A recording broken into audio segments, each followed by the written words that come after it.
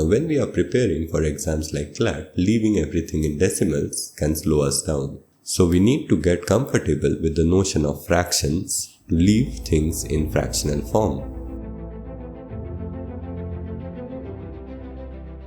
Fraction is best defined as a division problem left unsolved. So here, instead of writing 3 divided by 4 as 0.75, we write it as 3 by 4, where 3 is the numerator and 4 is the denominator. Now let's take a look at addition of fractions. Now to keep things simple, you are simply going to take the other denominator, that is 4, and multiply it with both 2 and 3 to get 8 by 12. And similarly, you can multiply 3 with both 3 and 4 to get 9 by 12. Now you can see that both the denominators are same, so you can combine the fraction. You can write it as 8 plus 9 by 12, which comes out to be 17 by 12. Now you can subtract fractions in a similar way. You take the 2, multiply it with both 4 and 5 to get 8 by 10.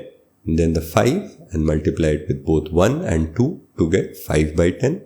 And then you subtract 8 minus 5 to get 3 over 10.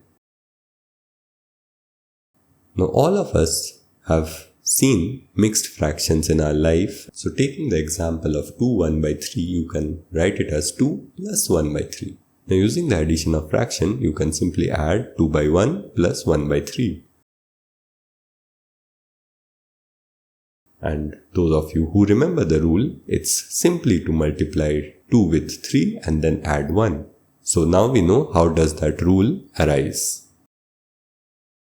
Now reducing fraction is very simple. We just cancel out the highest common factor from both numerator and denominator. But to keep things simple, we'll just cancel out the common factors one by one. So 18 and 24 both have a common factor 2, so we get 9 by 12. Now both 9 and 12 have a common factor 3, so cancelling them out, we get 3 by 4. So it's nothing but 3 by 4. Multiplication of fractions is really simple. You simply multiply the numerators and the denominators. And here you are going to get 12 by 35. Now when we have common factors in numerator and denominator, we can simply strike them off, and here we are going to get 3 by 14.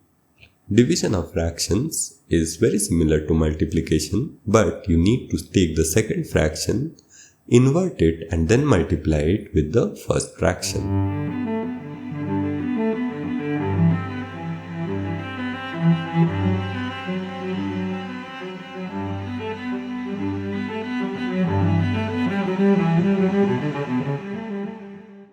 Now 10 divided by 2 by 3 can also be written in a fractional form like 10 over 2 by 3. Now since this is similar to division of fraction, we can simply invert 2 by 3